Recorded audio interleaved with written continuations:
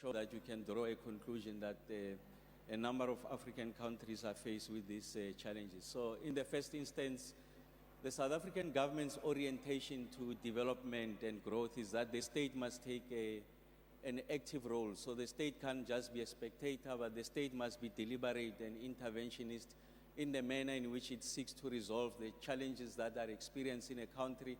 And this is drawn from a rich body of literature, including the experiences of the Asian tigers.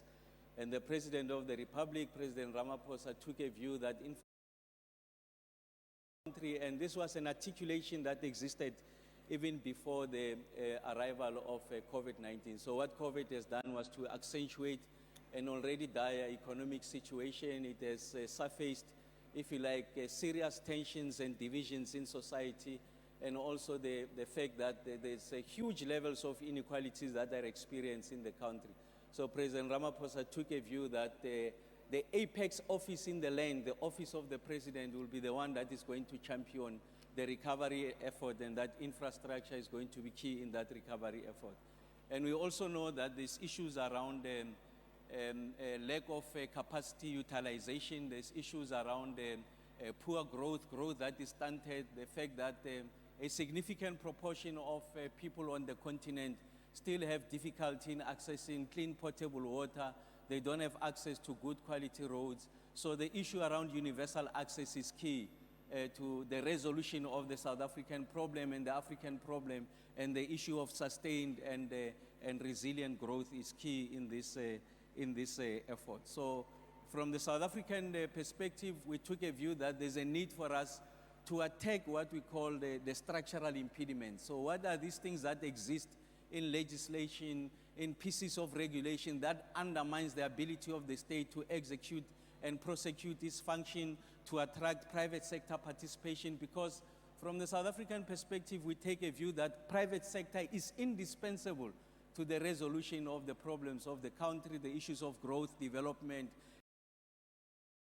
and inclusivity. So the first thing that we needed to do was to ensure that we perform at the same levels as our market peers. It could be Brazil, Chile, and many other parts of the country, of the world. So it was important that South Africa, as the continent's most industrialized nation, needs to elevate its participation to the levels of its peers.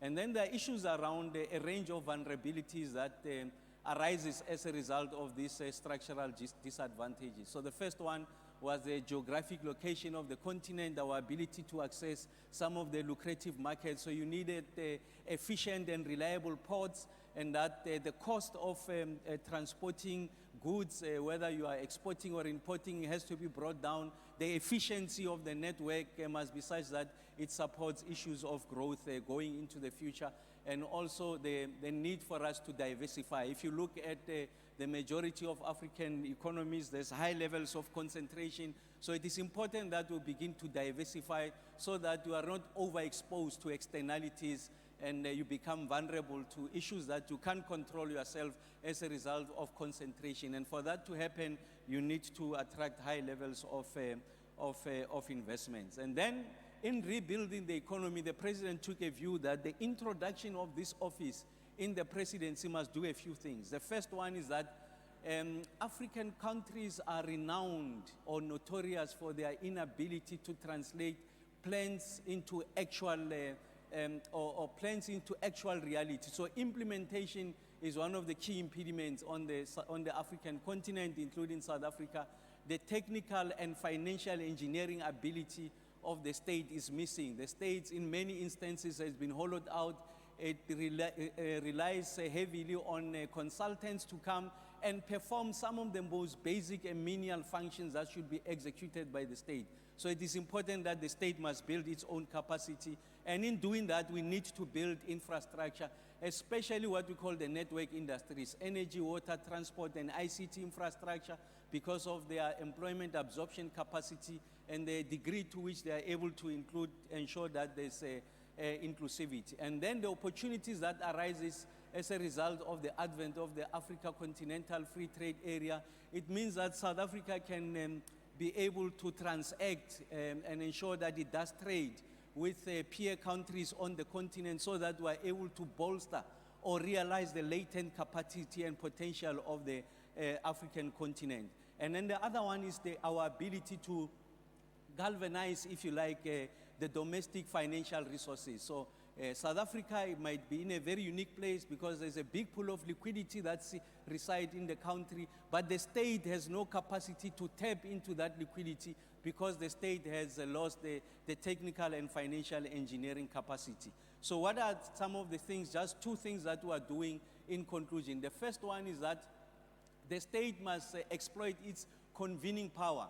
And in so doing, in the South African government context, we have created what we call the Infrastructure Fund, which is a blended financing mechanism. Its intention is to de-risk the project and allow for greater private sector participation, if you like, blended financing. And the seed capital for that is about $7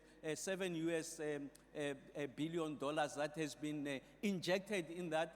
And in doing that, we are going to be investing a lot of money in project preparation so that we are able to graduate projects that can be funded through the debt capital markets so that we don't rely on the fiscus to support our initiative of growth, infrastructure rollout.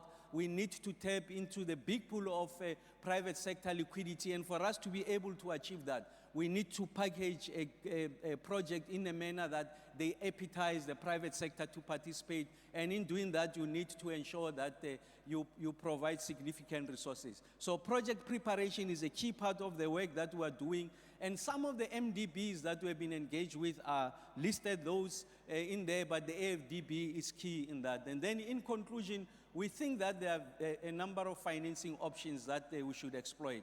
Issues around the green bond, the green infrastructure bonds, these are the opportunities that we're exploiting. So the transition from fossil fuels to green and clean technology must also take into account what I call the political economy of renewables. Ensure that you provide universal access to the poor, greater levels of participation, reskilling, and also not just transfer the funds, but also ensure that you transfer the skills, the technology that is required for Africa to realize its potential. So I thought that in a nutshell, I must share with you what has been our experiences, but I can say that the multiplicity of countries on the continent are going through this journey, and working together as countries on the continent, we can succeed in doing this. The state must be an active participant. The state cannot be an observer.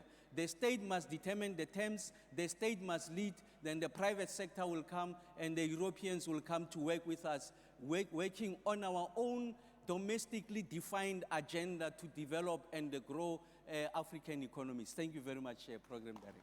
Thank you so much. And if I may, I commend you on your